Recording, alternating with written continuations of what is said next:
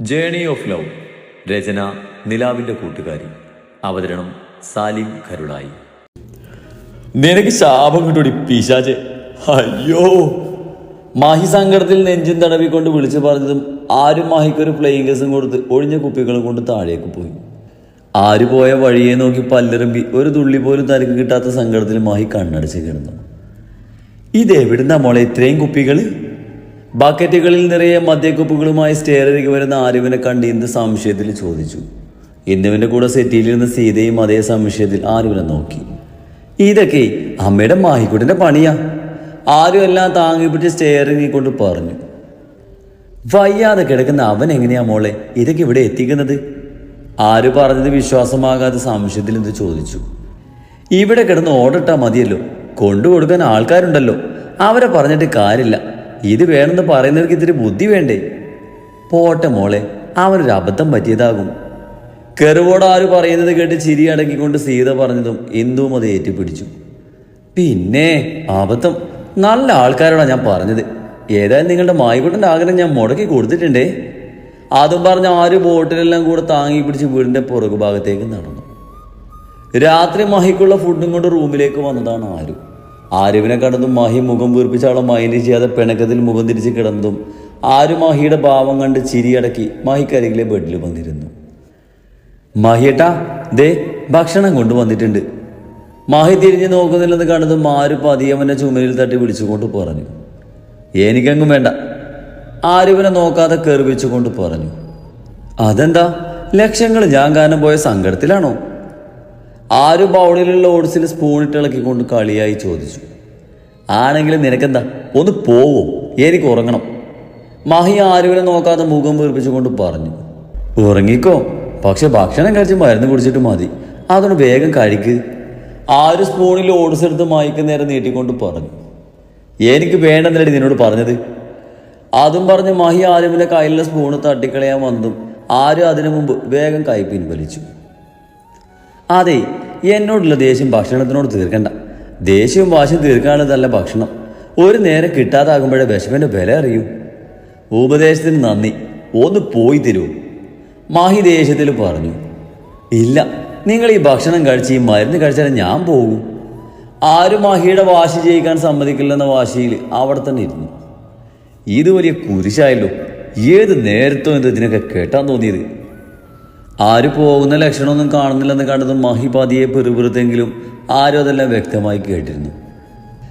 ആയെങ്കിൽ നന്നായി, ഞാൻ എന്നെ കെട്ടുമെന്ന് ചോദിച്ച് നിങ്ങളുടെ പിറകെ വന്നില്ലല്ലോ. പിന്നെ നിങ്ങൾ എന്നെ കെട്ടുന്നതിന് അന്ന് ഞാൻ നിങ്ങളോട് പറഞ്ഞതാ ഈ വിവാഹം വേണ്ടെന്ന്. നിങ്ങൾ അനുസരിച്ചില്ല, അതുകൊണ്ട് അനുഭവിച്ചോ. അന്ന് ഞാൻ അറിഞ്ഞു ഇതുപോലൊരു കുരിശാകൂന്ന്. ആര് പറഞ്ഞു കേട്ട് മാഹി വിട്ടുകൊടുക്കാതെ പറഞ്ഞതും ആരവനെ നോക്കി കണ്ണുരുട്ടി. അതെ, വാചകം അടിക്കാതെ ഒന്ന് കുടിക്കോ, എനിക്ക് പോയിട്ട് വേറെ പണിയുണ്ട്. കുറച്ചു നേരം കഴിഞ്ഞതും ആരും മാഹിയെ നോക്കി പറഞ്ഞു. നിനക്കെന്താ പറഞ്ഞാൽ മനസ്സിലാക്കില്ലേ? നിന്നോടല്ലേ വേണ്ടെന്ന് പറഞ്ഞ ഇത്രയും നേരം? മാഹി ദേഷ്യത്തിൽ മുഖം വീർപ്പിച്ച് ആരവനെ നോക്കി പറഞ്ഞു. ഓഹോ, എന്നാ കഴിക്കണ്ട, വാശിയും കീഴ്പിടിച്ച് അവിടെ കിടന്നു. ഭക്ഷണം കഴിക്കാതെ മരുന്ന് കഴിക്കാൻ പറ്റില്ല. മരുന്ന് കഴിച്ചില്ലെങ്കിൽ മുറിവുണങ്ങില്ല. മുറിവെങ്ങാനും ഉണങ്ങാതെ നീര് വെച്ച് പഴുത്താലേ ഒരു ഇഞ്ചക്ഷൻ ഒന്നും എടുത്താൽ മതിയാകില്ല. പിന്നെ നിങ്ങളുടെ ഈ ഉരുട്ടി കയറ്റി വെച്ച ബോഡി ഡോക്ടർമാർ കുത്തി പരിശോധിച്ച് ഒരു വിധാക്കും. ആരും മാഹിയെ ഒളിക്കണ്ണിട്ട് നോക്കി മുഖത്ത് ആവശ്യത്തിൽ കൂടുതൽ വിഷമം വാരി വിതറിക്കൊണ്ട് പറഞ്ഞതും മാഹി ആരുവിൻ്റെ കയ്യിൽ നിന്നും ബൗള് തട്ടിപ്പറിച്ച് വാങ്ങി. ഈശ്വര, ഇങ്ങനെ ഇത്രയേ ഉള്ളൂ? അവ പുറമെ കാണുന്ന ബിൽഡപ്പ് മാത്രമേ ചെകുത്താനുള്ളൂ. അകത്ത് എന്തുമ്പോൾ പറയും പോലെ കുഞ്ഞുങ്ങളെക്കാൾ ചെറിയ മനസ്സ് തന്നെയാ. ആര് പറഞ്ഞത് കേട്ട് മുഖം വീർപ്പിച്ചുകൊണ്ട് തന്നെ ഓട്സ് വാരി കുടിക്കുന്ന മഹിയെ കണ്ട് ആര് കഷ്ടപ്പെട്ട് ചിരി പിടിച്ചു നിർത്തി മാഹിയെ നോക്കി. ഇങ്ങിത്താ, ഞാൻ കോരിത്തരാം. ആര് മാഹിയുടെ കയ്യിൽ നിന്ന് ബൗൾ വാങ്ങാൻ ശ്രമിച്ചുകൊണ്ട് പറഞ്ഞു. വേണ്ട, എൻ്റെ കയ്യിൽ ഒരു കുഴപ്പമില്ല. മുഖം ഒരു കൊട്ടക്കണക്കിന് വീർപ്പിച്ചുകൊണ്ട് മാഹി പറഞ്ഞു. മാഹി പറഞ്ഞത് കേട്ട് ഇനി അവനൊന്നും പറഞ്ഞ് പ്രലോഭിച്ച് കഴിക്കുന്നത് മുടക്കേണ്ടെന്ന് കരുതി ആരും മിണ്ടാതിരുന്നു. മാഹിയൊക്കെ കഴിച്ചു കഴിഞ്ഞതും ആരും മാഹിക്കുള്ള മരുന്നും വെള്ളവും എടുത്ത് അവന് കൊടുത്തതും മാഹി അതെല്ലാം തട്ടിപ്പറിച്ചു. എന്നിട്ട് ഗ്ലാസ് വാങ്ങി ഗുളിക ഒന്നാകെ വായിലേക്കിട്ട് വെള്ളം കുടിച്ച് ഗ്ലാസ് ശക്തമായി ടേബിളിലേക്ക് വെച്ചതും മാഹിയുടെ പ്രവൃത്തി കണ്ടൊന്ന് വിശ്വസിച്ച് മാഹിയുടെ വാ കഴുകി വെച്ച് കൊടുത്ത് അവന് ബെഡിലേക്ക് നേരെ കിടത്തി പുതപ്പിച്ചു കൊടുത്ത് മാഹിയുടെ വീർപ്പിച്ചു വെച്ച കവിളിലൊരു കടി വെച്ച് അവിടെ അമർത്തി ചുംബിച്ച് മാഹി കുടിച്ചു വെച്ച പാത്രങ്ങളും എടുത്ത് താഴേക്ക് പോയി. ആര് താഴേക്ക് ചെല്ലുമ്പോൾ അവരെല്ലാവരും അവളെ ഭക്ഷണം കഴിക്കാൻ വേണ്ടി കാത്തു നിൽക്കുകയായിരുന്നു. മാഹി ഭക്ഷണം കഴിച്ചോ മോളെ? കയ്യിലുള്ള ഒഴിഞ്ഞ പാത്രം അടുക്കളയിൽ കൊണ്ടുവച്ച് ഭക്ഷണം കഴിക്കാൻ വന്നിരുന്ന ആരുവിനെ നോക്കി സൂര്യ ചോദിച്ചു. കഴിച്ചാ? പിന്നെന്താ മോളെ ഇത്രയും സമയമായത്? ഞങ്ങൾ കുറെ നേരമായി മോളെ നോക്കിയിരിക്കായിരുന്നു. ആരുവിന്റെ പ്ലേറ്റിലേക്ക് ഭക്ഷണം വിളമ്പിക്കൊണ്ട് ഇന്ദു പറഞ്ഞു. നിങ്ങളുടെ മാഹിക്കുട്ടനെ എന്നോടുള്ള ദേഷ്യത്തിൽ ഭക്ഷണം വേണ്ടെന്ന് പറഞ്ഞ് വാശി പിടിച്ച് കിടക്കായിരുന്നു. ആരും ഉരുള വായിലേക്ക് ഇട്ടുകൊണ്ട് പറഞ്ഞതും സൂര്യ സംശയത്തിൽ ആരുവിനെ നോക്കി. അവനെന്തിനാ മോളോട് ദേഷ്യം? സൂര്യന്റെ ചോദ്യം കേട്ടതും ഇന്ദു ആരുവിനെ നോക്കി പറയണമെന്ന് കണ്ണ് കാണിച്ചു. അതുണ്ടല്ലോ അച്ഛാ, ഇപ്പൊ കഞ്ഞി ഓട്സൊക്കെയല്ലേ കൊടുക്കുന്നത്, അതിന് ദേഷ്യാണ്. ആര് വേഗം വായിൽ കിട്ടിയ ഒരു കള്ളം പറഞ്ഞു. മദ്യം മാഹി വീട്ടിൽ വരുതിച്ചറിഞ്ഞ സൂര്യ മാഹിയെ വഴക്ക് പറയും. അത് ആരുവിന് കേൾക്കാൻ വയ്യ. എന്നിട്ട് അവൻ ഭക്ഷണവും പോയതും കഴിച്ചില്ലേ മോളെ? മുറിവ് ഉണങ്ങിയില്ലെങ്കിൽ ഇഞ്ചക്ഷൻ വെച്ചാലെന്ന് പറഞ്ഞ് പേടിപ്പിച്ചു, അതാ കഴിച്ചത്. ആര് പറഞ്ഞത് കേട്ട് എല്ലാവരും ചിരിച്ചു. അല്ലേലും അവൻ ഈ ലോകത്ത് പേടിയുള്ളത് ഇഞ്ചക്ഷൻ മാത്രമാണ്. ഭക്ഷണം കഴിക്കുന്നതിനിടയിൽ ആര് പറഞ്ഞത് കേട്ട് സീത പറഞ്ഞു. അത് ചേച്ചി പറഞ്ഞത് ശരിയാ. മോൾക്കറിയോ, പണ്ട് ചെറുതായപ്പോൾ അവന് കാലിലൊരു കമ്പി കൊണ്ട് പോരിട്ട് ടീറ്റെടുക്കാൻ കൊണ്ടുപോയി. അവൻ ഇഞ്ചക്ഷൻ വെക്കാൻ വന്ന നഴ്സിന് അന്ന് നെറ്റിയിൽ 4 സ്റ്റിച്ചാ അവൻ കാലിൽ റെഡി വന്നത്. പണ്ടത്തെ ഓർമ്മയിൽ സൂര്യ ആരുവിനോട് പറഞ്ഞത് മാറി ചിരിയോട് അവർ പറയുന്നത് കേട്ട് കഴിച്ചു. ഭക്ഷണം കഴിച്ചു കഴിഞ്ഞ് ഇന്ദുവിനും സീതക്കും ഒപ്പം അടുക്കളയൊക്കെ ഒതുക്കി ആര് റൂമിലേക്ക് വരുമ്പോൾ കാണുന്നത് ഫോണിൽ നോക്കി എന്തോ കണ്ട് ചിരിച്ചുകൊണ്ട് നിൽക്കുന്ന മഹിയാണ്. ആരുവിനെ കണ്ടതും അവൻ്റെ മുഖത്ത് ചിരിമാറി മുഖം പിണക്കം കൊണ്ട് വീർക്കുന്നത് കണ്ട് ആര് ഡോറടച്ച് മഹിയുടെ അടുത്തേക്ക് നടന്നു. മഹിയുടെ വയറിൻ്റെ വലത് സൈഡിൽ മുറിവുള്ളത് കൊണ്ട് ആരുവിൻ്റെ ഇടത് സൈഡിലായി ബെഡിൽ കയറി മഹിയോട് ചേർന്നിരുന്ന് തന്നെ നോക്കാതെ മുഖവും വീർപ്പിച്ച് ഫോണിൽ നോക്കിയിരിക്കുന്ന മഹിയെ പതിയെ തോണ്ടി വിളിച്ചു. മഹിയേട്ടാ. മഹി എത്രയായിട്ടും തന്നെ നോക്കുന്നില്ലെന്ന് കണ്ടതും ആരുവിൻ്റെ കയ്യിൽ നിന്ന് ഫോൺ വാങ്ങി മാറ്റി വെച്ചുകൊണ്ട് വിളിച്ചു. നിനക്ക് എന്താ അരിശി, ആ ഫോണിങ് തന്നെ? മാഹി പല്ല് കടിച്ചുകൊണ്ട് ആരുവിനോട് പറഞ്ഞു. ഇല്ല, ഞാൻ തരില്ല. ആര് ഫോണ് ബെഡിൻ്റെ അറ്റത്തേക്ക് ഇട്ടുകൊണ്ട് പറഞ്ഞതും അവൾ പറഞ്ഞത് കേട്ട് മഹി മിണ്ടാതിരുന്നു. മുഖവും വീർപ്പിച്ച് പിണങ്ങിയിരിക്കുന്ന മഹിയെ കണ്ടതും ആരു കുസൃതി ചിരിയോട് അവനോട് ചേർന്നിരുന്നു. മഹിയേട്ടാ, പിണക്കാണ് എന്നോട്?